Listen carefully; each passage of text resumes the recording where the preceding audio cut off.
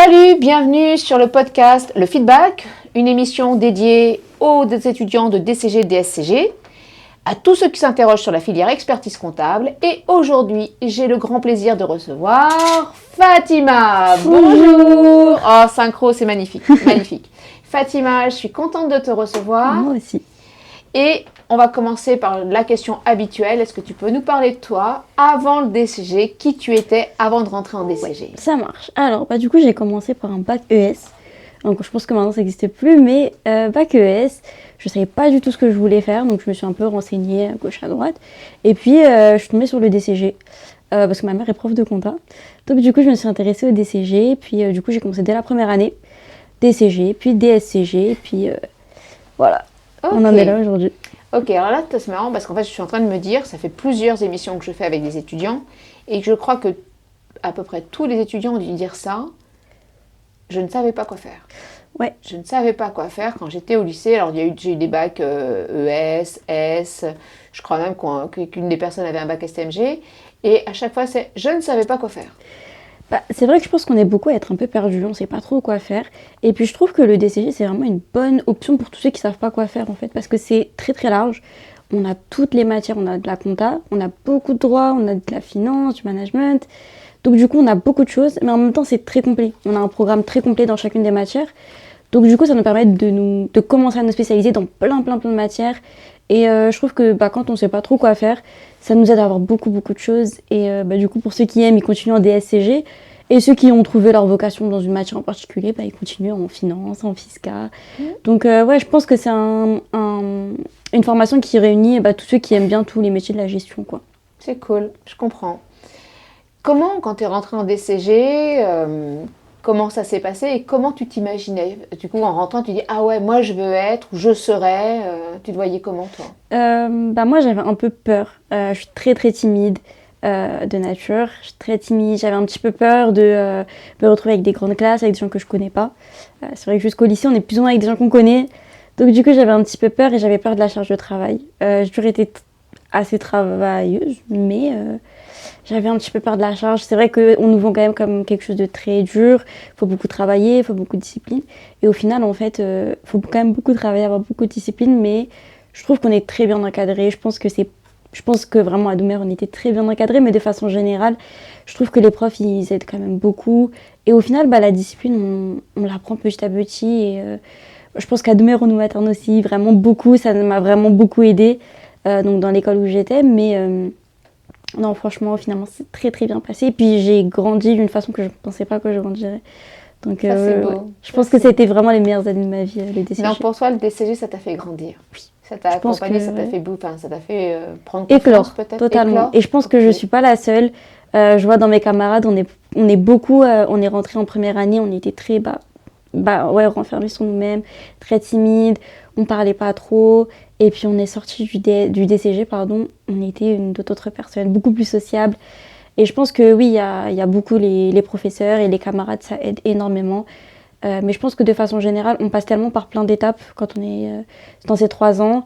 On se découvre aussi, comme je disais, j'ai appris beaucoup à travailler, à avoir beaucoup de discipline. Et c'est des choses, je trouve, qui nous rendent très fiers. Donc du coup, on en sort avec beaucoup de connaissances et beaucoup même d'outils de nous-mêmes en fait, qui nous servent dans la vie. Et je trouve que c'est au-delà des études, ça nous sert beaucoup dans notre vie perso. Alors, je ne sais pas s'il y a des profs qui vont écouter ce podcast. En tout cas, s'il y en a, je pense que là, ils sont en train de se dire « Waouh, génial, on la kiffe !» Parce qu'elle est en train de dire que grâce à un établissement, grâce à une équipe pédagogique, tu rentres, tu es un petit machin qui sort du lycée, qui peut être réservé, pas à l'aise, pas confiant. Et à la fin, au bout de 3 ans, en si peu de temps, voilà, tu t'es transformé, tu es bien, tu es à l'aise et en fait, tu t'épanouis. Et ça, c'est carrément quand même, je trouve, une des principales missions qu'on doit avoir en tant qu'enseignant, c'est de permettre aux étudiants de s'accomplir, de se réaliser, de prendre confiance pour pouvoir se réaliser ensuite dans sa future vie pro. C'est hyper important. Et donc là, je pense que tous les profs, donc clin d'œil au prof Paul Doux, DCG Perreux-sur-Marne, petit clin d'œil. Bravo à vous, vous êtes trop forts, vraiment. Alors, donc ça c'était carrément cool. Franchement, on a pris notre dose de vitamines avec ton petit témoignage. Là, c'était très sympa. Quelle image tu avais de la filière expertise? Je pense que j'avais une image, comme j'ai dit, où c'était très dur, ça me paraissait, je vais pas dire inatteignable, mais ça me paraissait vraiment super dur. J'étais pas sûre d'avoir les épaules pour tenir. Comme j'ai dit, je travaillais quand même beaucoup avant, mais je me reposais beaucoup sur ce qu'on peut appeler le talent. Je travaillais, mais pas excessivement, et j'avais très très peur de ce changement. Et au-delà de ça, on a aussi tout ce qui est le comptable. On n'a pas une très bonne image. On le voit un peu comme quelqu'un de coincé, comme quelqu'un de très sérieux, qui n'a pas forcément de quoi sourire en fait. Et j'avais un peu peur de rentrer dans ce truc-là, de me dire en fait ça va encore plus me fermer. Et pas du tout. En fait, là, on oublie que la gestion, c'est l'humain en fait. On gère des gens, on est dans des entreprises avec d'autres gens. Et donc au final, ce que je pensais, en fait finalement, pas du tout. Donc, tu as fait plaisir aux profs juste avant, et là, tu viens de faire Au comptable. et carrément aux experts comptables qui insistent beaucoup sur les réseaux. Moi, je vois leurs posts, ils insistent beaucoup sur l'importance des relations, la relation qu'entretient l'expert comptable avec ses clients, avec ses équipes. Toi, tu n'es même pas encore experte comptable et tu viens de dire en fait que ces clichés qu'il y a, et en fait, tu es en train de spoil toutes mes futures questions aussi, donc je te remercie pas forcément, mais bon, voilà, c'est comme ça.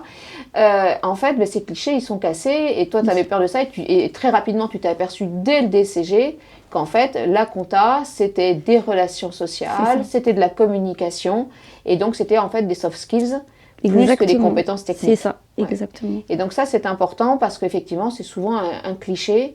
Et c'est vrai que si on demande à une IA de générer une image d'un comptable, normalement, effectivement, ça va être dans un bureau fermé, généralement avec des piles de trucs autour de lui. Ouais. Et effectivement, généralement, il est courbé, en mode, il est en train de supporter tous les poids des factures. Il n'a pas l'air d'aimer sa vie, quoi. Généralement, c'est un peu l'image, le cliché. Et donc, du coup, tu viens de nous dire très rapidement, en fait, que c'était pas du tout le cas. Ouais. Et qu'on le sentait dès la formation, en fait. Oui. Okay. Oui. Donc, les experts comptables te remercient. Alors, on va parler donc du coup du DCG. Et tu as fait un DCG en quoi, toi? En initial ou en alternance? En initial. J'ai fait ce choix-là, comme je l'ai dit, par rapport à la charge de travail. J'avais un peu peur d'être submergée avec le travail. Mais du coup, tu avais tu avais quand même imaginé l'alternance. Parce que moi, j'ai eu des invités qui ne savaient même pas que l'alternance existait. Toi, tu savais? Alors, c'est vrai que j'en avais pas tant entendu parler que ça. C'est vraiment en recherchant, en pensant me dire... J'aimerais bien faire de l'alternance, histoire juste d'avoir un petit revenu pour commencer. Je me suis dit que ça serait intéressant.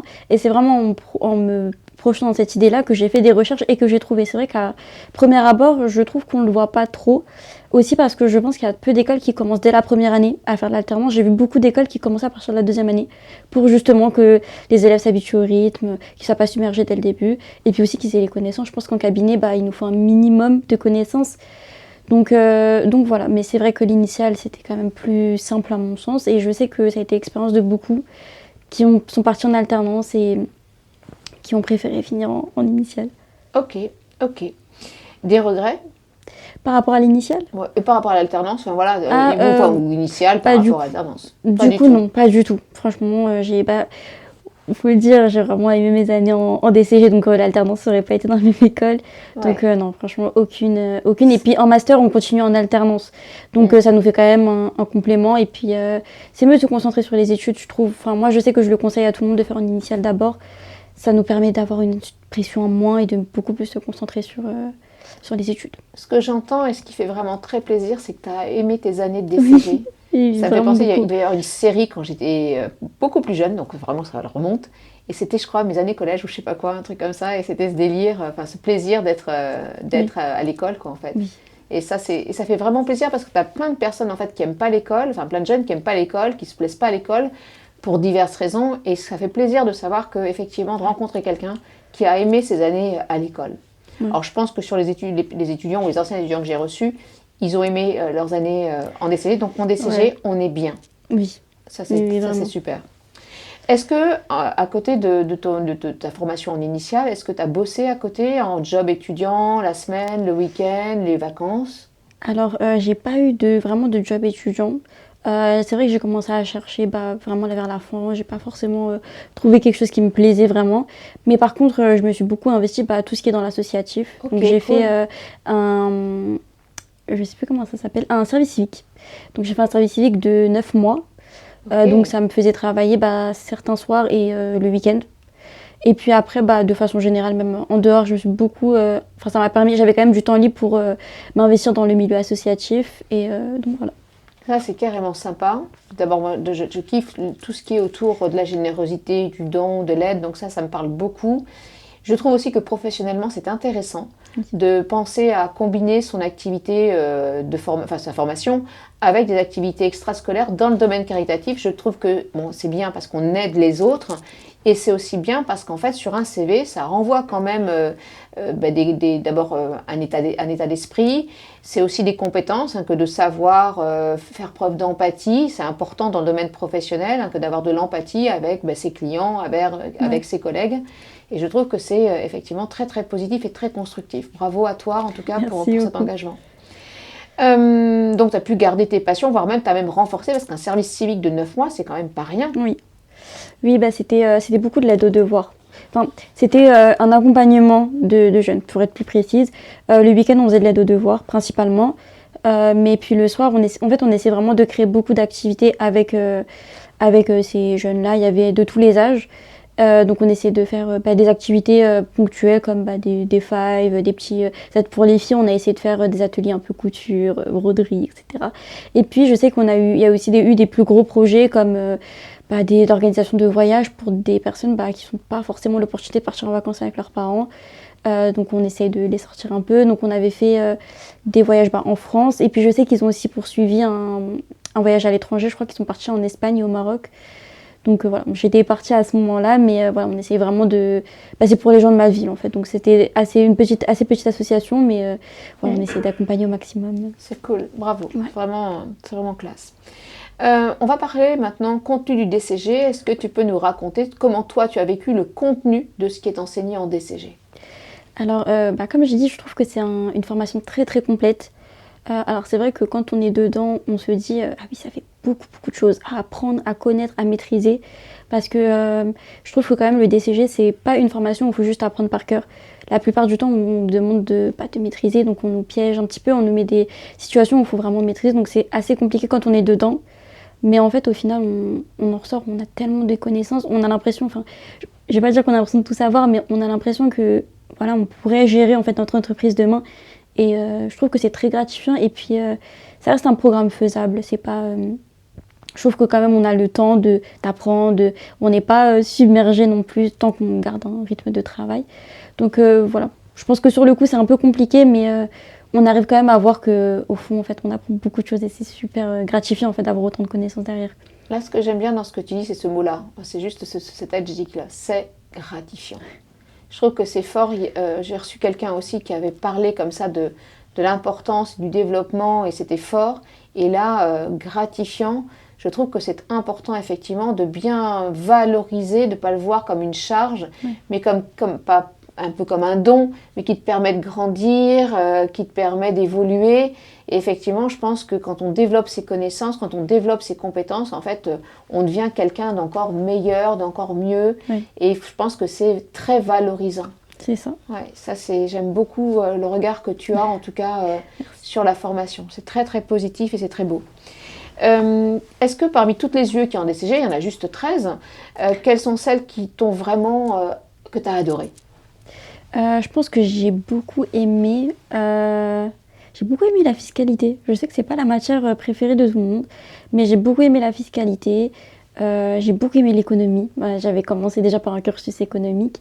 Okay. Et j'ai beaucoup aimé... c'est vrai que j'ai beaucoup aimé aussi mon professeur d'économie, donc si regarde la vidéo. Mais voilà, et puis la finance, vraiment quelque chose de... Enfin, il y a un peu de tout, mais c'est vraiment... En fait, honnêtement, toutes les matières, j'ai apprécié, mais je pense que là, c'est les premières qui me viennent à l'esprit. Oui, mais si c'est les premières, ce sont celles que tu as certainement préférées. Ça ne veut pas dire que les autres, tu les as pas aimées, mais en tout cas, celle-ci, tu as eu un crush sur elle, en gros, voilà. C'est cool. Est-ce qu'il y a, dans tes résultats, est-ce que ces UE que tu as préférées, ce sont celles sur lesquelles tu as eu les meilleures notes, ou pas forcément? Pas forcément. C'est vrai que je crois que la matière où j'ai eu la meilleure note, c'est potentiellement la matière que j'ai le plus redoutée. Alors là, je suis en train de faire un pari dans ma tête, j'attends la réponse. Du coup, c'était le droit des sociétés. Allez, encore une fois, c'est parti, c'est la fête au droit des sociétés. Donc je pense que tous ceux qui nous entendent, je vais regarder la caméra pour le dire, j'ai compris, droit des sociétés, c'est votre lieu détesté ou en tout cas la plus crainte. Raconte-nous pourquoi. Alors c'est vrai que le programme est hyper chargé. Tout se ressemble. Enfin, quand on ne maîtrise pas, en tout cas, quand on est un peu submergé, on a l'impression que tout se ressemble, toutes les formes de société se ressemblent. C'est très stressant. Et puis surtout, c'est une matière, quand on est la veille en train de réviser, on se dit, mais est-ce que j'ai pas fait une erreur? Je suis pas en train de tout mélanger. Donc c'est vrai que j'étais très stressée et je pense même vous avoir envoyé un message dans le train en train de dire, madame, si ne m'en voulez pas si j'ai pas une bonne note. Parce que je pensais avoir totalement raté. Et t'as eu combien? J'ai eu 18. Ah ouais, ça c'est de l'échec, hein. Ça c'est de l'échec cuisant. C'était, je crois, le plus gros échec de ma vie. Ouais. Et comme quoi, ça veut dire qu'en fait, même quand on n'aime pas, même quand on a peur, en fait, et souvent, je pense que les étudiants se mettent des barrières, tu peux réaliser et avoir des notes, mais qui sont magnifiques. C'est vrai. Ouais, et ça, c'est vraiment très positif. Ouais. Voilà. Et je pense aussi, ce qui est important à souligner, c'est qu'en fait, si tu as aussi une personne disponible qui peut te répondre, qui peut te rassurer, en fait, du coup, tu dis ok, vas-y, allez, reste focus, tu as ton épreuve et tu donnes ce que tu as à donner. C'est pour ça que je souligne l'accompagnement des professeurs, parce que je pense que c'est vrai que en nous-mêmes, on doit travailler, on a quand même aussi nos camarades qui nous aident beaucoup, on a l'impression d'être tous dans le même bateau. Mais je pense que les professeurs, ils nous aident énormément parce qu'eux ont le recul de nous dire ça va aller, tout va bien. Eux, on peut nous dire, tu sais, ça va aller, je pense que tu as les capacités. Et en fait, d'avoir ça de nos professeurs, ça nous aide énormément parce qu'on se dit, eux ont l'expérience. Eux savent vraiment, ils vont pas nous le dire pour nous faire plaisir, ils vont être honnêtes avec nous. Donc, ça rassure. Ouais. Donc, s'il y avait un conseil qu'on pouvait donner aux étudiants, aux candidats, ceux qui s'interrogent, où est-ce que je le fais? Tu le fais dans une école. Voilà. Oui. Et toi, tu es très contente de ton lycée, c'était un lycée public. C'est ça. Donc il y en a normalement pour les DCG, il y a un lycée public à peu près par département. Il doit y en avoir 2 dans le 94, en tout cas en Ile-de-France, il y en a 2 dans le 94, il y en a un à Aulnay, il y en a dans le 92, il y en a 2 dans Paris. Donc du coup, normalement, il y a matière et puis il y a des capacités d'accueil. Donc allons notamment dans ces établissements-là. Ok, c'est clair. Tu as dit plusieurs fois que tu avais déjà peur avant de rentrer en DCG de la charge de travail. Donc ça t'avait mis la pression, tu avais même stressé. Est-ce que tu peux nous expliquer comment tu t'y es prise pour arriver à gérer tout ça et en fait à réussir brillamment ce DCG? J'ai beaucoup de travail. J'ai essayé d'être assez...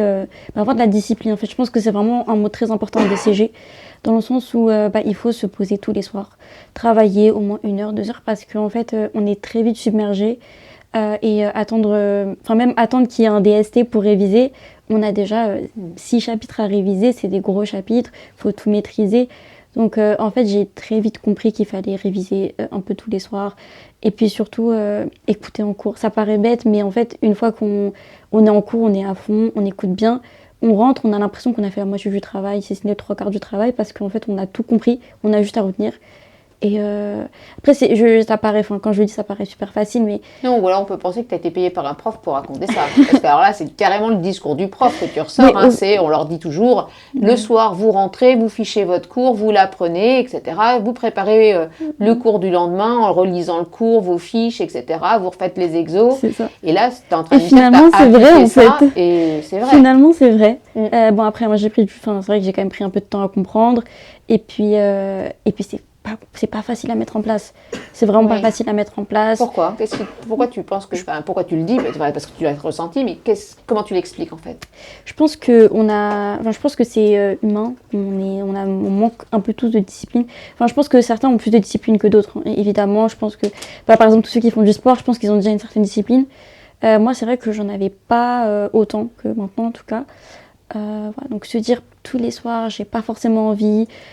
J'ai fait toute une journée de cours où, comme j'ai dit, j'ai suivi à fond, j'ai mal au crâne. Je rentre, j'ai passé 1h30 dans les transports. Je rentre, je dois manger, j'ai plein de choses à faire. J'ai pas envie à 22h de me poser devant mon cours. Le cours peut être super intéressant, mais on a envie de dormir. Donc du coup, c'est dur de se dire, bon allez, je me motive, juste 1 heure. Et puis souvent, 1 heure, ça se transforme en 1h30, 2 heures. Parce qu'en fait, une fois qu'on est posé, je me disais 30 minutes, honnêtement, je ne sais même pas 1 heure, je disais allez, 30 minutes, juste je lis 1 page, 2 pages. Et au final, en fait, on se dit, bon allez, je continue, allez, j'ai encore un peu d'énergie. Et je pense que c'est ça, en fait, qu'il faut se faire, c'est se dire, je me pose un temps très restreint, faisable. Bien. Excellent conseil. Et une fois qu'on est dedans, en fait, on se dit, allez, je suis bien posée, en fait, finalement, je vais continuer, j'ai l'énergie. Et puis, des fois, je révise jusqu'à minuit, 1 heure. Bon, après, il faut quand même faire attention à son sommeil, parce que des fois, on manque de sommeil, et du coup, le lendemain, au cours, on ne suit pas. Donc, il faut quand même avoir une bonne...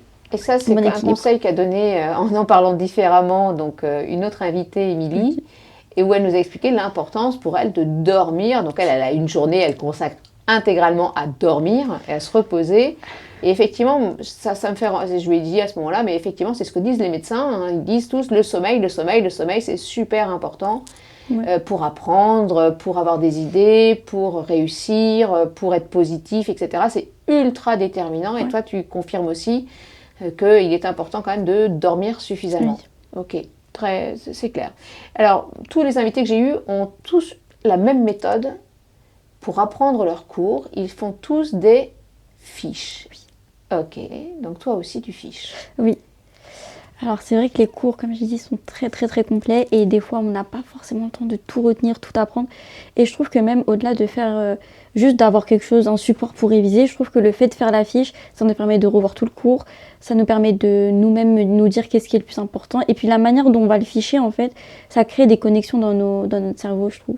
De se dire, ah bah ça, j'ai fait une flèche, mais en fait dans notre tête, je trouve que la flèche, elle se fait aussi un petit peu. Et puis vraiment pour réviser, ça nous aide vraiment. Une fois qu'on arrive du coup à un DST, à une épreuve blanche, le fait d'avoir des fiches, ça nous sauve la vie. Et en fait, c'est pour ça que je me dis qu'il fallait...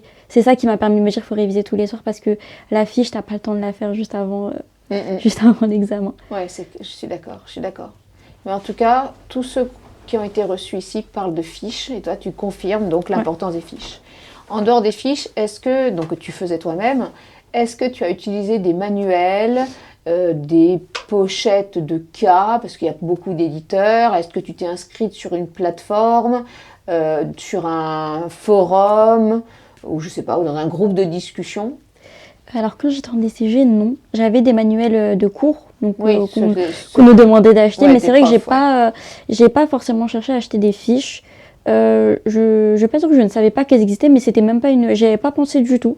Et c'est vrai que du coup, ça m'a plutôt servi après dans la poursuite de mes études, mais en DCG, non. J'ai pas eu l'impression d'en avoir besoin, donc non. Donc en fait, donc tu étais vraiment en confiance et rassurée par rapport au contenu que t'apportait l'équipe pédagogique de ton établissement. En fait. C'est ça. Et puis j'avais réussi quand même à faire des fiches tout le temps. Et puis on s'entraidait aussi beaucoup dans la classe, faut le dire. On se partageait quand même beaucoup nos fiches, on s'aidait, on se motivait. Donc j'avais pas franchement, je me rends compte maintenant, j'ai jamais eu besoin, jamais ressenti le besoin d'acheter des fiches autre part, d'acheter d'autres livres, de me renseigner ailleurs. Enfin, mes cours m'ont suffi en DCG vraiment. Et là, ce qui est important, je pense, dans ce que tu viens de dire aussi, c'est l'importance du réseau. La classe est un réseau de partenaires. On peut échanger de l'info, donc sous forme de fiches ou autre. Et on est un réseau d'entraide, puisque c'est un examen, c'est pas un concours, donc il n'y a pas de rivalité et qu'on a tous intérêt à partager, à se soutenir pour réussir. Je trouve que c'est ça l'avantage du DCG, contrairement à d'autres prépas où c'est beaucoup plus concurrentiel. En DCG, on est tous, on veut tous que tout le monde réussisse en fait.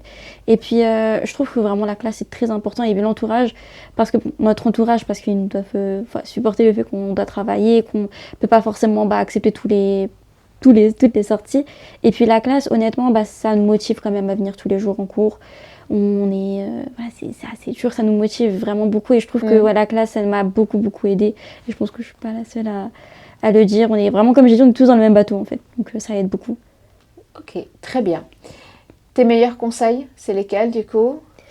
Ça serait d'avoir vraiment beaucoup de discipline, de travailler tous les soirs, d'être régulière, d'être très régulière dans ses révisions et de pas lâcher. Parce qu'une fois qu'on lâche, en fait on a l'impression que c'est plus rattrapable le retard, donc vraiment pas lâcher et de se faire confiance. Parce que honnêtement, je vois beaucoup de gens qui arrivent aux examens stress et ratent l'épreuve, et j'ai été la première à le faire. À arriver à l'examen, on a l'impression de ne rien savoir. Et de rater l'épreuve alors que j'avais toutes les connaissances, on pourrait le corriger, oui, je savais. Mais en fait, avec le stress, donc vraiment se faire confiance, se dire, non, j'ai les capacités. Et si on a peur de rater, réviser plus. Ça paraît bête, mais je pense que ça serait vraiment les meilleurs conseils. Je pense que c'est pas bête du tout, parce que je pense que beaucoup se limitent en général dans la vie par manque de confiance. C'est ça. Et que avoir confiance, eh bien, ça déploie les ailes. C'est ça nous et facilite. En fait, le plafond, le maximum, est loin d'être atteint. C'est ça. La confiance, c'est vraiment un booster de réussite. Ça nous pousse à en fait même gratter les points. On a beaucoup plus de confiance en fait. Donc moi je sais, gratter des points, c'est très important. Grattage de points, et ça c'est un truc dont on n'a jamais parlé. Parlons grattage de points. Qu'est-ce que ça veut dire dans la tête d'un étudiant? Je vais aller gratter les points. C'est chercher des questions ou les questions de cours. Pour moi c'était ça, gratter des points. C'était vraiment dès qu'il y a une question de cours, la prendre. Parce que c'est des points qui pour nous paraissent faciles parce qu'on a juste à recracher notre cours. Et ça paraît beaucoup plus simple. Et c'est honnêtement répondre, même si on pense avoir tort, répondre. Ça peut passer, ça peut ne pas passer. On peut, même des fois, juste même si on a tort, ils peuvent apprécier le raisonnement et trouver, ah oui, je trouve une logique dans sa réponse. Et on peut gagner un point, mais 1 point sur 20, c'est énorme pour nous. Exactement. Et ça, c'est un excellent conseil parce qu'il y a des trucs. Parfois, quand on a le relevé de notes, il y a du 5,75, il y a du 9,75, donc il y a des points, des morceaux de points. Et quand on a 5,75, on a trop les nerfs. Quand on a 9,75, on a à nouveau les nerfs. Parce qu'en fait, ça se joue à 1/4 de point. Et ton diplôme, il se joue même à moins qu'1/4 de point. Oui. Donc on va gratter n'importe quelle poussière de point, le quart, on va le chasser. On répond à la question de cours, même à moitié. On essaie de sortir un truc parce que, comme tu le dis, le raisonnement peut être retenu. Je vais peut-être pas avoir le point en entier, mais je vais en avoir la moitié ou le quart. Et c'est peut-être ce quart qui fera la diff. Exactement. Important, ce grattage de points. C'est un truc que vraiment, pour le coup, j'ai vraiment appris en DCG. C'est gratter les points où on peut. Et puis surtout, il faut le dire, aux examens, on ne connaît pas la personne qui nous corrige. Donc il y a beaucoup moins de honte. Je sais que parfois au DST, on peut se dire, ah non, mais la prof, elle va me prendre, elle va dire, mais qu'est-ce qu'elle me raconte là? Elle me raconte une histoire. Mais aux examens, on ne sait pas qui nous corrige. Donc ça libère aussi pour raconter. Alors on raconte pas non plus des salades, mais on se dit pas. Je pense que je suis pas sûre que ce soit cette réponse-là, mais je vais la mettre au cas où. Ça fait pas de mal. Ok, très bien. Est-ce que tu as fait des impasses, toi, dans ton DCG? À un moment donné, il y a des choses, tu t'es dit, non, ça c'est bon, ça rentre pas, je le fais pas, tant pis. Hop, impasse. Ouais, honnêtement, j'en ai fait. C'est pas quelque chose que je conseille, mais je pense que rares ont été les personnes qui n'ont pas fait d'impasse. Encore une fois, quand on révise au fil de l'année, on sait, en fait, on a les connaissances au fond. C'est juste que au moment des révisions, on décide de ne pas revoir certaines choses qu'on considère moins importantes. Encore une fois, on se base pas que sur notre ressenti, je pense qu'on se base tous sur les sujets, sur aussi parce que nos professeurs nous disent. On essaye un peu de voir ce qu'ils nous conseillent, mais voilà. Malheureusement, je pense qu'on est beaucoup à faire des impasses et je pense que je vais pas dire que c'est pas grave, mais je pense que malheureusement, on peut pas connaître 100% du programme, donc connaître 80%, c'est déjà pas mal. C'est déjà pas mal. Du coup, mythe ou réalité, en DCG, il y a beaucoup de boulot. C'est une réalité. Réalité, mais c'est pas insurmontable. Je pense qu'il n'y a pas besoin d'être un génie. Il faut travailler, mais il n'y a pas besoin de plus que du travail. C'est atteignable. Ok, super. Merci beaucoup. On va passer au DSCG. Alors, on passe au DSCG. Et j'aimerais que tu nous expliques en fait ce que tu as fait, donc, parce que tu n'as pas fait de master CCA, tu as fait un DSCG. Pourquoi tu as fait ce choix? Alors, je préférais faire un DSCG parce que je me suis dit que ça serait mieux pour la poursuite d'études parce que j'envisageais de faire un DEC. Donc, je me suis dit autant faire directement un DSCG plutôt que passer par un CCA et devoir repasser les matières. Ok. Déçu? Non, pas du tout. Pas du tout. J'ai eu beaucoup de facilité à le passer. J'ai pas trop galéré, donc du coup, je suis très contente. Ok. Moi, j'aimerais qu'on aborde un truc particulier.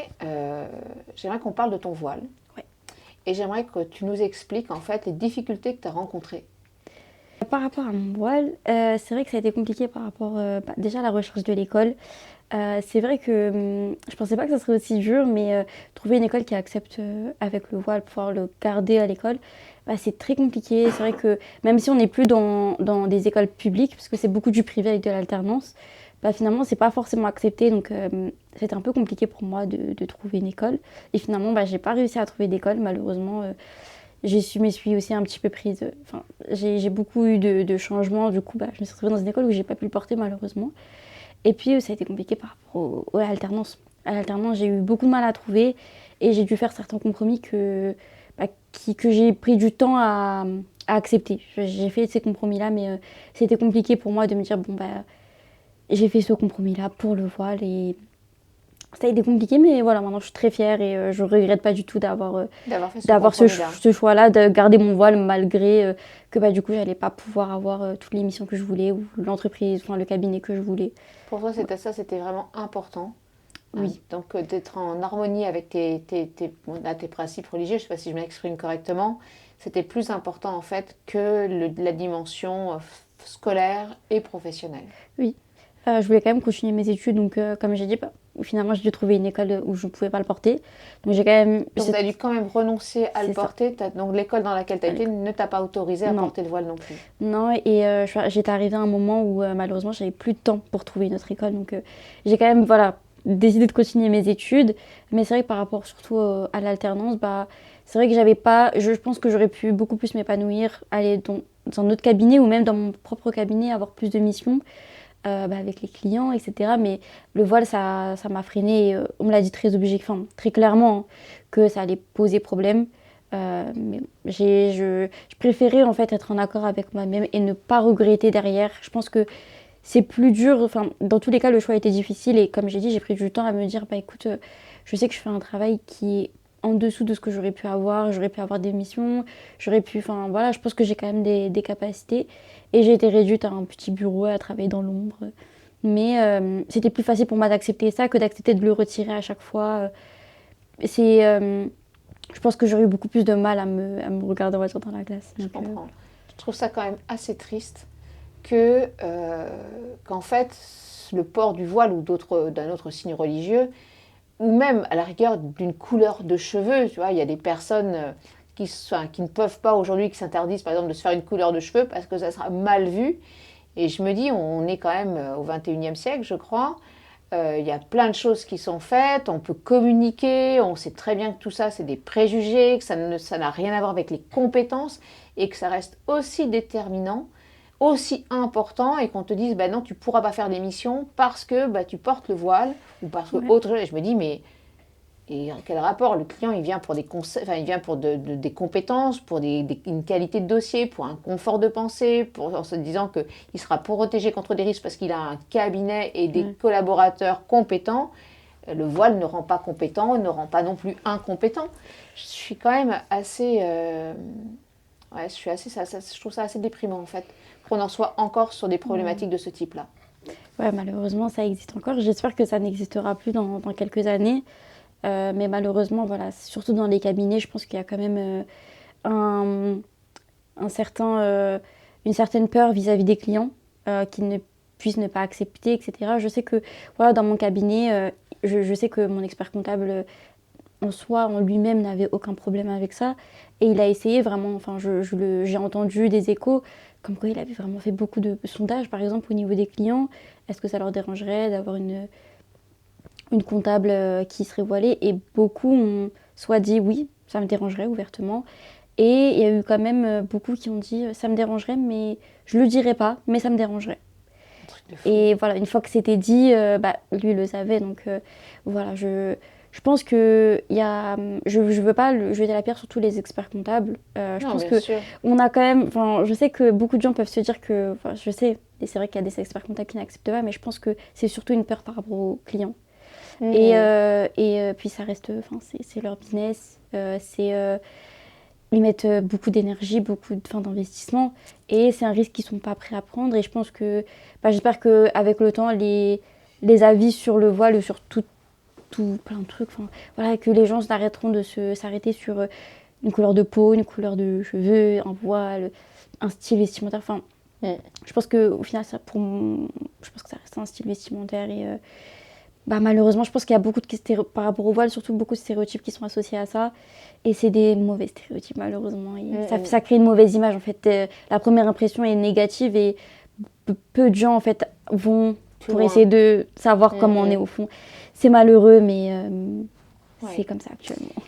Tu as ton DSCG tu l'as eu super facilement.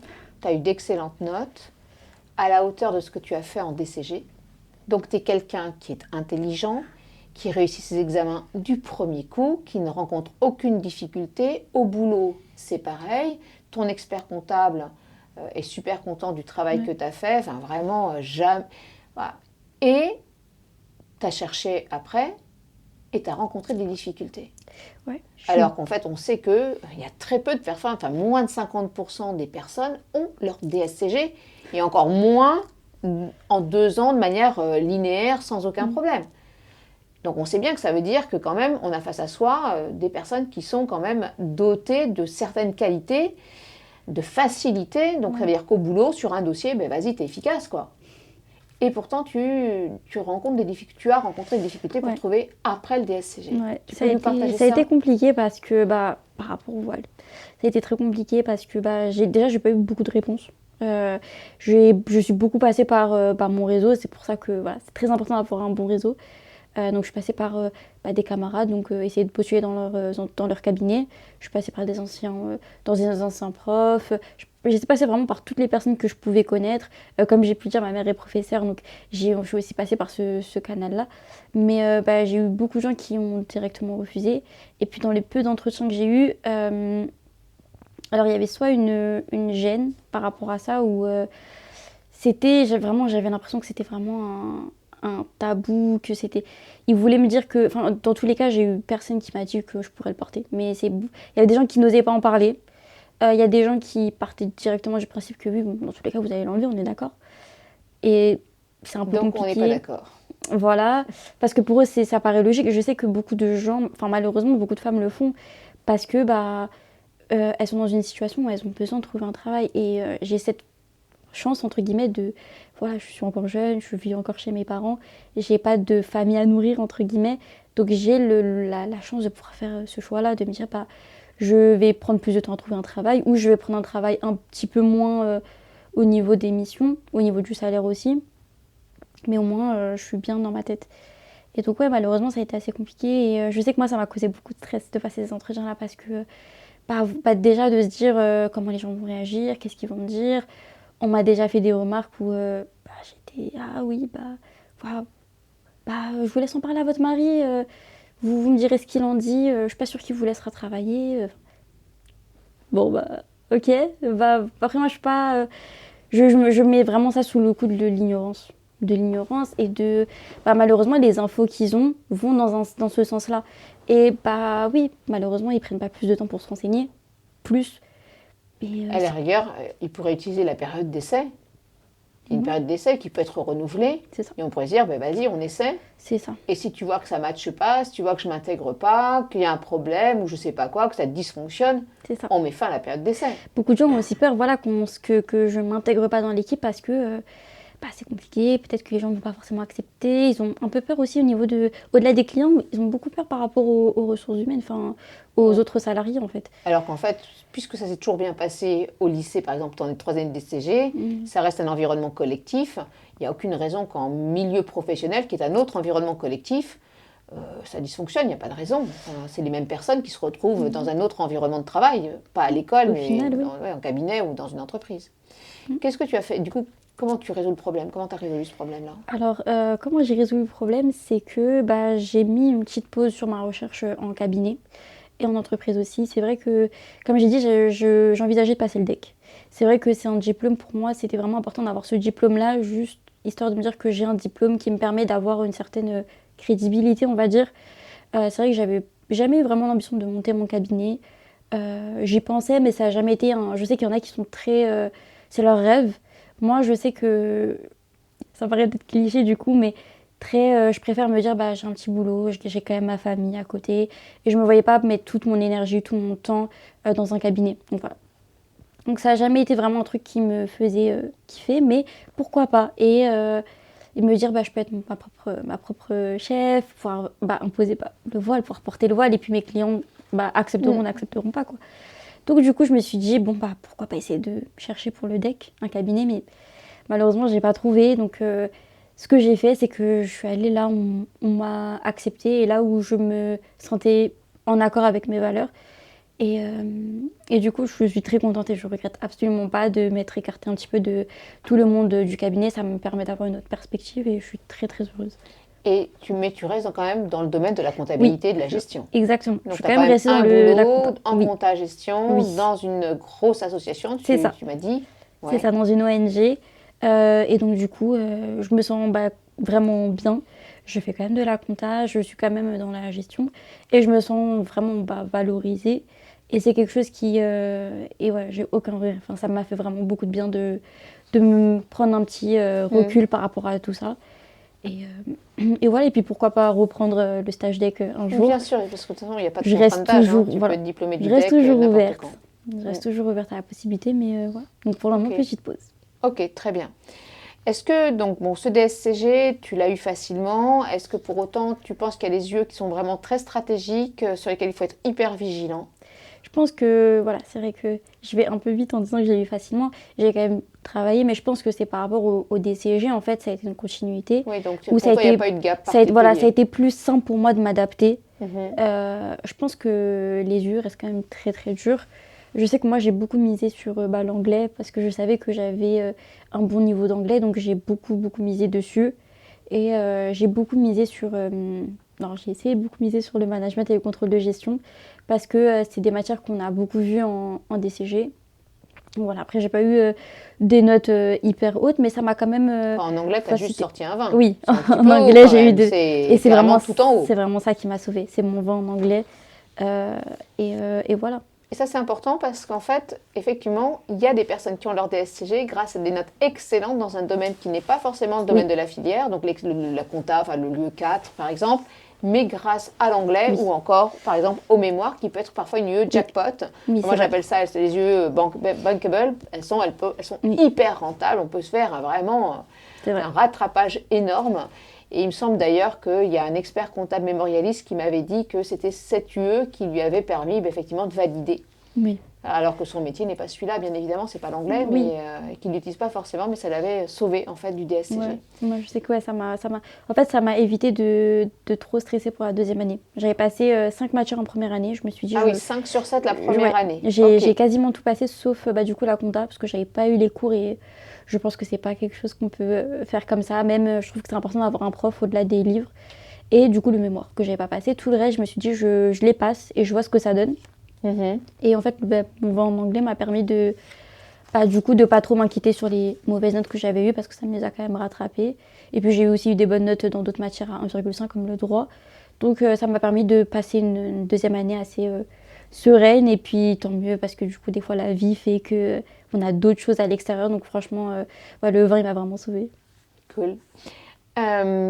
Mythe ou réalité, le DSCG, c'est difficile. Je trouve quand même que c'est une réalité. Je trouve quand même que c'est dur. C'est vrai que là, quand on me demande c'est quoi les UE faciles, je vous dis l'anglais. Enfin, je pense qu'il n'y a pas d'autres matières. Et encore, l'anglais, il faut quand même beaucoup de travail. Je pense que toutes les matières sont très très dures. Je connais beaucoup de gens qui ont dû repasser une fois, deux fois Mm. les épreuves. Et Oui, c'est vraiment pas facile. Et puis aussi, je oui. pense qu'au niveau de la correction, il y a une très très grande exigence, pardon. Les programmes sont énormes. Mais si ça peut rassurer certains, moi je trouve que, comme j'ai dit en fait avec le DCG, pour moi c'était une continuité. Il n'y a pas eu un gap en plus où j'ai dû travailler encore plus. Je trouve que du coup ça a été assez linéaire et c'est dans ce sens-là où j'ai pas l'impression d'avoir eu tant de mal que ça. D'accord. Donc toi, le conseil que tu donnerais, c'est tu es rigoureux, tu es organisé, tu travailles le soir, tous les soirs, régulièrement, tu C'est ça. travailles aussi une partie de ton week-end, et ça va le faire C'est ça. en DSCG comme ça l'a fait en DCG. Pour toi, ça, c'est la formule C'est ça. magique. Pour moi, c'est Ok. vraiment ça. Et puis vraiment être hyper attentif en cours. Moi, je sais que j'ai beaucoup retenu en écoutant en cours. Mm. Vraiment. Toujours, et oui, c'est ce que tu nous avais dit, Vraiment, ce conseil, bien écouter en cours, parce que c'est 50% du boulot, vraiment. c'est ce que tu en Surtout c'est ce dans que des tu- matières, je pense pas comme la compta, où je pense que enfin, c'est très compliqué de comprendre la compta de soi-même. Donc, je pense que la compta, je pense que sans un professeur, en fait, compliqué. Je sais que la compta, j'ai eu une assez bonne note grâce au fait que j'écoutais très bien en cours et tout suivi. Et franchement, mes révisions étaient beaucoup plus simples parce qu'on sait tous que la compta, c'est pas facile du tout, du tout. D'accord, ok, très clair. Euh, en cabinet, il y a la période fiscale. Mm. est-ce que donc qui est quand même normalement très intense, en tout cas qui a cette réputation, on va d'ailleurs rentrer bientôt dedans. Ouais. Est-ce que toi, pendant ton alternance, cette période fiscale, tu l'as senti aussi, ça a été vraiment un moment à part, enfin un moment très particulier dans l'année en fait? Alors, je l'ai senti quand même. Après, il faut savoir que du coup, je suis dans un plus petit cabinet. Je n'étais pas dans un très grand cabinet. Donc, c'était une période, je pense, moins intense que d'autres ont pu ressentir dans des plus gros cabinets. Euh, Après, ouais, je l'ai quand même senti. C'est vrai que j'étais dans des missions un peu. J'étais beaucoup à l'écart. Enfin, j'étais pas beaucoup au contact du client. Donc, en fait, j'avais toute une partie que je ne faisais pas forcément.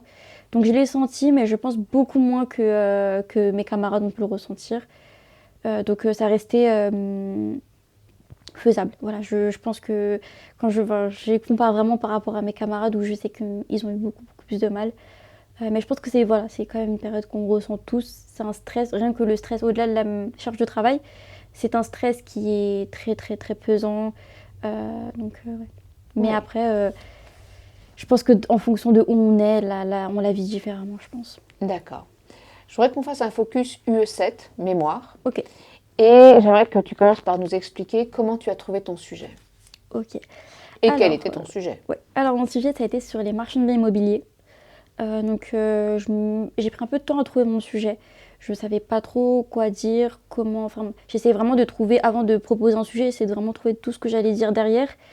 Et j'ai pris beaucoup de temps à trouver. Et c'est vrai que je me suis lancée en me disant, bon, bah, j'ai deux marchands de biens. Peut-être que je voyais un peu les spécificités niveau TVA, niveau comptabilisation, la marge, tout ça. Je me suis dit, bon, bah, pourquoi pas essayer. Et en fait, c'est vraiment pour le coup, en me lançant, parce que j'avais plus beaucoup de temps pour valider mon sujet, qu'en fait, j'ai découvert vraiment beaucoup plus de spécificités. Et, euh, et donc, voilà, je me suis énormément. J'ai lu beaucoup de livres.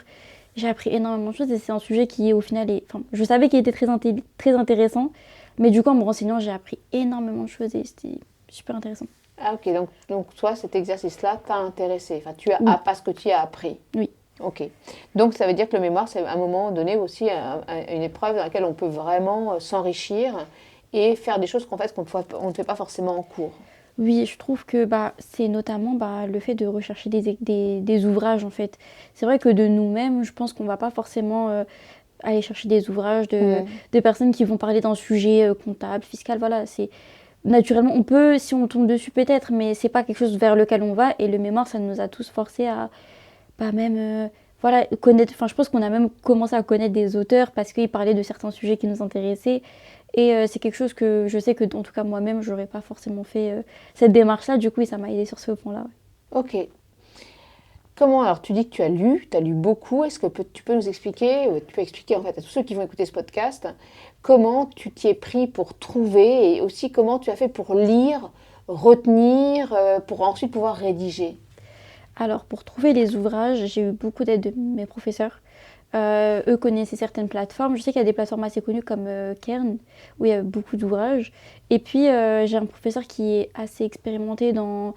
Ça fait longtemps qu'il est prof de mémoire. Donc, en fait, il connaissait certains ouvrages. Il se renseigne beaucoup d'alertes. Donc, il nous a énormément aidé pour trouver nos ouvrages. Et puis, honnêtement, j'ai cherché, j'ai essayé de trouver des choses intéressantes. C'est vrai que c'est très compliqué de trouver. Je pense que ça a été pour moi le plus compliqué. Ça a été trouver de bons ouvrages. D'accord. L'écriture a été dure, mais en fait, ça a été vraiment pour moi de trouver des bons ouvrages. Et puis les lire, c'est vrai que quand ils font 800 pages, des fois, c'est un peu compliqué, mais j'ai essayé de trouver d'appliquer la même méthode qui est, j'essayais de lire petit à petit, et je prenais des notes dès que je trouvais un truc intéressant. Je lui notais, j'avais une page sur Google Doc, comme ça je pouvais y accéder tout le temps. Et dès que je trouvais un truc intéressant, je faisais des petits tirets. Des fois, ils n'avaient pas forcément de sens, mais ah oui. Et puis j'écrivais la page aussi à côté pour retrouver d'où Plus venait l'idée. facilement. Mhm. Et puis en fait, c'est vraiment comme ça que j'ai réussi à lire quasiment tout l'ouvrage. Après, voilà, faut le lire un peu rapidement. Mais j'essayais de m'y mettre quand je pouvais, de lire, même si c'était 10 pages, en fait, au fur et à mesure, Mm. ça avance, quoi. Il y a des gens disent de mémoire, c'est 200 heures de travail, mythe ou réalité? Alors, je ne saurais pas vous dire combien d'heures, mais c'est beaucoup d'heures. Et moi, j'y ai passé énormément de temps. Je Bizarrement, donc comme j'ai dit, j'ai passé la compta et le mémoire. Pour moi, cette année, le plus dur, ça a été le mémoire. Alors que tu n'avais que 2 UE, donc tu avais Oui, beaucoup de temps dans ton année. Et tu l'es sentie vraiment ouais. chargée Ouais, avec ouais. cette UE qui est conséquente. Ok, donc on s'y prend quand? Le plus vite possible. Le plus vite possible. Oui, pour le coup, c'est vrai que j'avais aussi laissé un certain retard s'installer. Ok. Mais Parce que tu avais, à cause du temps que tu as mis pour trouver ton sujet, c'est ça la cause du alors retard? j'ai pris du temps à trouver mon sujet et puis aussi je me suis pas rendu compte de la charge de travail, je pense. Mhm. Et je me suis dit bon bah enfin j'ai déjà fait un mémoire pour le DCG, je sais que ça m'a pris du temps, mais je me rendais pas compte que ça serait autant de temps. Ouais, Et donc voilà, j'ai dû mettre un gros coup de boost à partir de mai, je pense, d'accord. où ouais, je me suis mis vraiment à fond. Mm. Et ouais, c'est une charge de travail qu'on pense pas. Puis en fait aussi, c'est beaucoup plus compliqué qu'en DCG ou qu'un rapport de stage. Enfin, c'est vraiment une approche totalement différente, toute une méthodologie différente. Et ouais, c'est vrai que c'est une sacrée grosse charge de travail. Mais je pense que si on s'y prend dès le début, et puis voilà, faut savoir dès le début que ça sera beaucoup de temps de travail, c'est pas juste un petit rapport de stage. Ouais, ouais, Faut du s'y mettre dès tout, le début. du tout. Ok, très clair. Est-ce que tu peux nous parler de ton oral? Alors, moi, l'oral, ça a été un peu compliqué. Je pense que je me suis laissée déstabiliser et j'ai pas réussi à reprendre en fait Ok. de l'ascendant. Raconte-nous comment enfin, ce qui t'a déstabilisé. Alors, je pense que j'étais déjà très stressée. J'avais peur en fait des questions qu'on pouvait me poser. Je sais qu'il y a beaucoup, enfin, je pense qu'on entend tous dire fais attention, on peut essayer de te piéger. Enfin, c'est très compliqué l'oral. Ils vont essayer de te chercher là où tu t'y attends pas pour te tester entre guillemets. Après, voilà, on sait tous que si ils cherchent des petits détails, c'est qu'ils n'ont pas de grosses choses à dire. On le sait en théorie, mais je pense que sur la pratique, on stresse, on se dit, il me pose une question, je ne saurais pas répondre, comment je vais faire.